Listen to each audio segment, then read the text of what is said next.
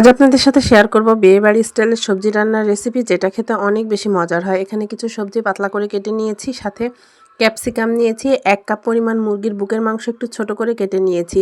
এখানে কিছু কাজু বাদাম, কিশমিশ নিয়েছি, সেটাকে একটু পানি দিয়ে ভালোভাবে ব্লেন্ড করে নেব। আমি এখানে যে সবজিগুলো নিয়েছি আপনাদেরও যে সেই সবজিগুলো নিতে হবে এমন কোনো কথা নেই।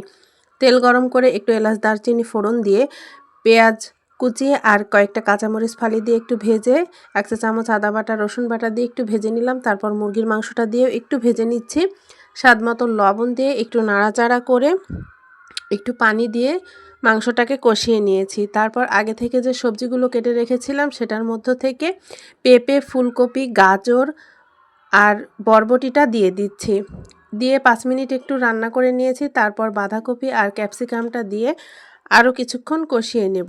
সবজিগুলোকে একেবারে গলিয়ে ফেলা যাবে না। 5 মিনিট রান্না করে নিচ্ছি। 5 মিনিট পর আগে থেকে যে বাদাম পেস্টটা তৈরি করে রেখেছিলাম তার মধ্যে দিয়ে দিচ্ছি 2 টেবিল চামচ পরিমাণ গুঁড়া দুধ, 1 চা চামচ গোলমরিচের গুঁড়া, 1 চা চামচ চিনি আর দিয়ে দিচ্ছি প্রায় 1.5 টেবিল চামচ পরিমাণ কর্নফ্লাওয়ার। খুব ভালোভাবে মিশিয়ে নিচ্ছি। তারপর মিশ্রণটা এই সবজির মধ্যে দিয়ে ভালোভাবে নাড়াচাড়া করে আরও কিছুক্ষণ রান্না করে এটাকে চুলা থেকে নামিয়ে নিয়েছি।